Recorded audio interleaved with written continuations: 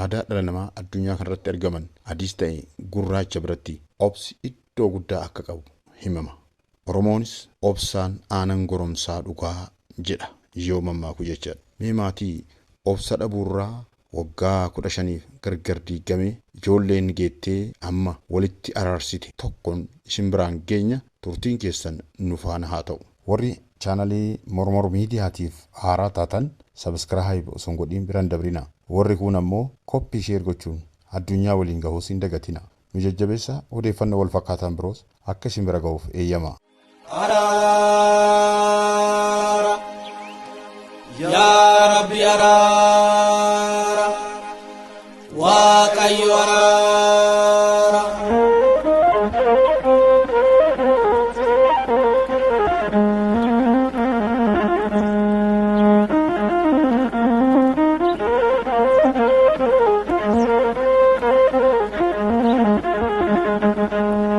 Ya Rabbi araara ya Rabbi araara Waaqayyo araara.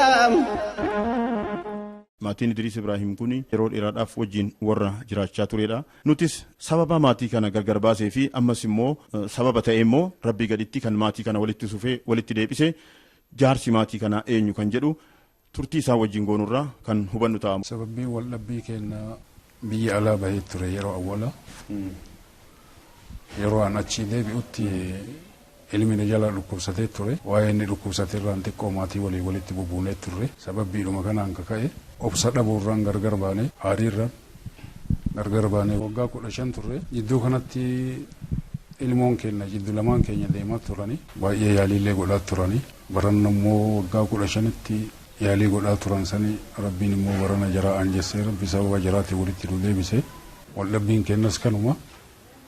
Wanni biraan jiru kanumatu waan guddaa ta'eetiin inni gargar nu baasee ture. Sababbiin amma walitti deebi'uu keenya immoo ijoollee keenya haguma kana alhamdulillahi rabbil alamin. Isinis immoo aadde Sittiina abbaa warraa keessan kan akkaan jaalattan kan immoo ijoollummaadhaan walitti dhuftanii waliin jiraattan kana wajjin yeroo booda wal dhabuudhaaf dandeessanii jirtu. Mee akkamitti ilaaltan isin kana?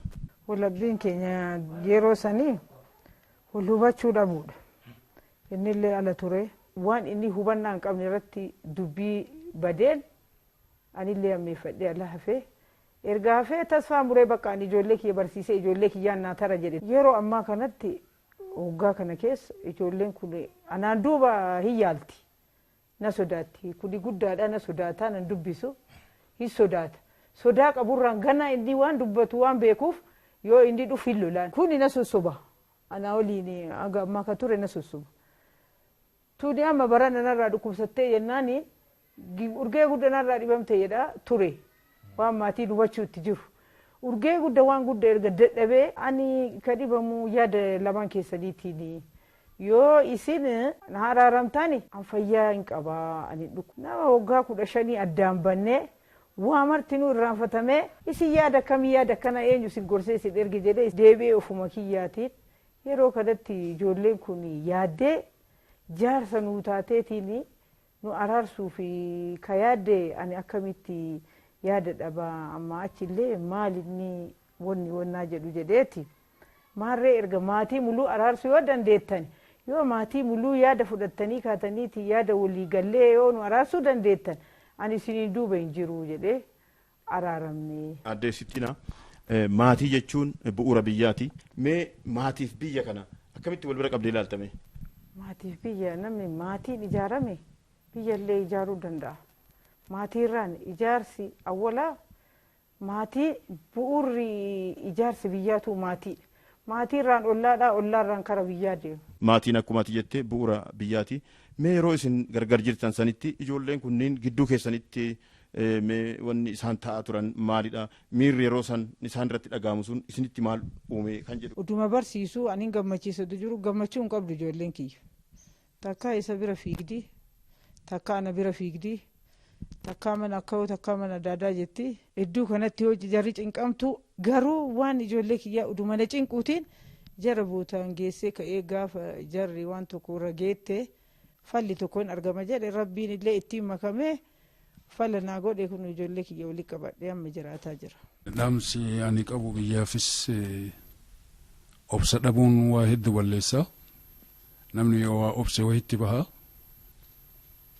Uummata mana ofii taa'eetiin inni sagantaa kana caqaftaa jaalalaa jiru maraafu akka obsan dhabne obsi waan faayidaa qabdu ta'uu isii asirratti uummanni martinuu haa ilaalu. Kana laaleetiin inni martinuu waan obsi qabu mi'aa obsi qabu kanarratti martinuu haa beeku jedha. Araara yaa Rabbi araara Waaqayyo araara.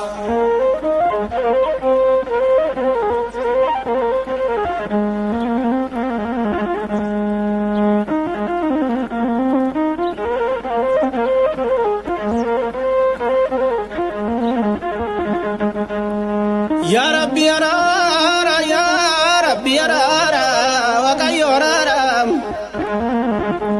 Ilmi hangafa maatii aadde Sittiinaa fi obbo Idris Nuura Zamaan abbaa faadha isaa yeroo inni daa'ima xiqqaa jiru gargar badan waggaa 15 booda guddatee baratee qalbii eega godhatee booda maatii kana walitti araarsuu danda'ee jira. Mee afaanuma isaatirraa haa dhageenyu. Namni barachuufis ta'e jiraachuuf maatiitu isa barbaachisa.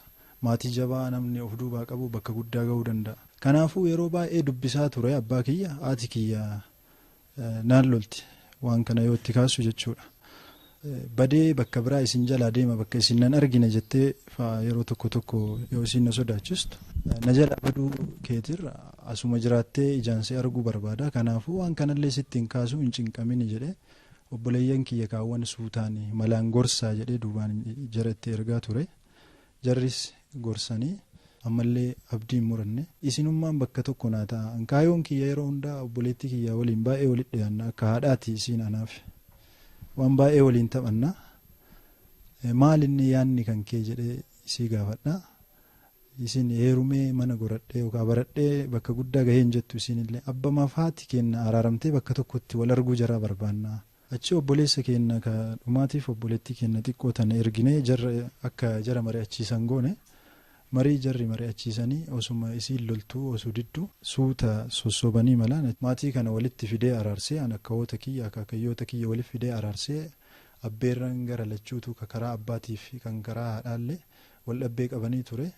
Jara hundaayyuu waliif fidee rabbiin galanne haa ga'u alhamdulillah rabbi na gargaaree jarallee araarsee. Kubsadhee ture anini dhumarra yeroo geennetti dammoo mana yaalaa na galchanii turanii achitti an bakka haati kiyya baay'ee tokko hin cinqamti baasiillee hin baasti an garuu jijjiirama hin qabu an dhibee biraa hin qabu yaala illee na barbaadaatiin humna keellee fixataatiin wanta dalagdellee natti fixataa jiraachuu barbaadde malee yoo hin taane aatii fi abbaan kiyya na araarama yoo nu maatii tokko taane yoo nu bakka tokko jiraanne yeroo sana an hin fayyaa. Dhibeen kiyyallee kana dhibeen kiyyallee isinii qorichi kiyyallee isinii jechuudhaan haadha kiyyatti akkasii hime erga sanii haati kiyya miira keessa seentee baay'ee gadditeetti dhagahame achiin booda wanti jiru hunda sirreessaa deemne jechuudha. Maaliif hoo jenne waggoota dheeraaf yaadaa kan turre hawwaa kan turre waan ta'eef baay'ee gammachuun dhagahameera.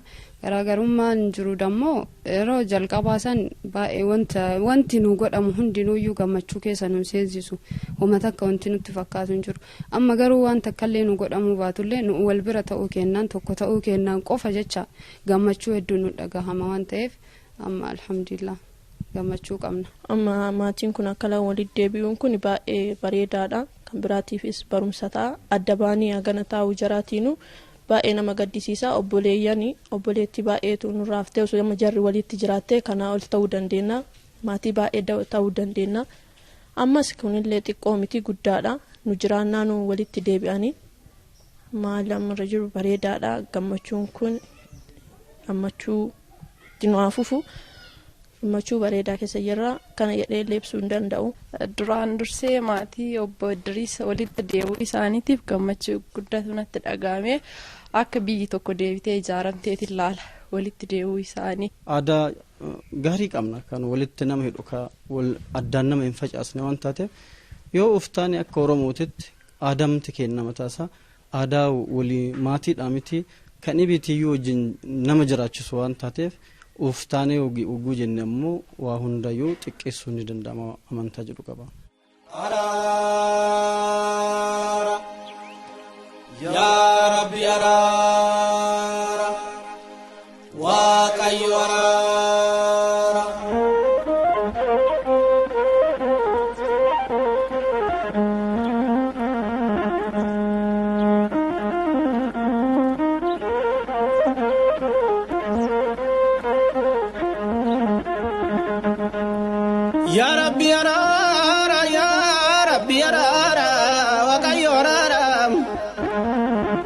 menu fararami menu tararami waka gada shanani waka oda shanani waktu lu sadetani waka malka jani waka boku shanani waka lange shanani waka jechaan kanunda lafa jechaan kanunda gurraacha garaa garba tokkicha maqaa dhibba leemmoo garaa taliila leemmoo garaa taliila leemmoo garaa taliila yaa rabbi nu dhagayi dhageettu nu fawwaadhu ati mala nu dhayi ati mala nu dhayi ati mala nu dhayi Meitilali adame galata, meitilali adame galata. Jarri silanu ma fil kankarata, jarri silanu ma fil kankarata, jarri silanu ma til kankarata. Meitilali adame galata.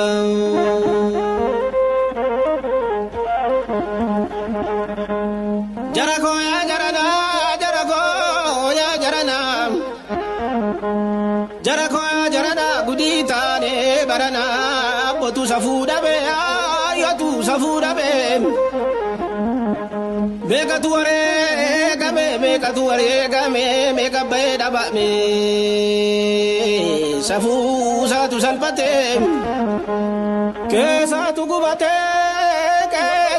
gubate biya basarati biya basarati salpate morma cite osonu buran jiru ibidang gugubate osonu buran jiru ibidang gugubate kanafu ya rabbi ko matinu fararami atinu fararami adarake ya rabbi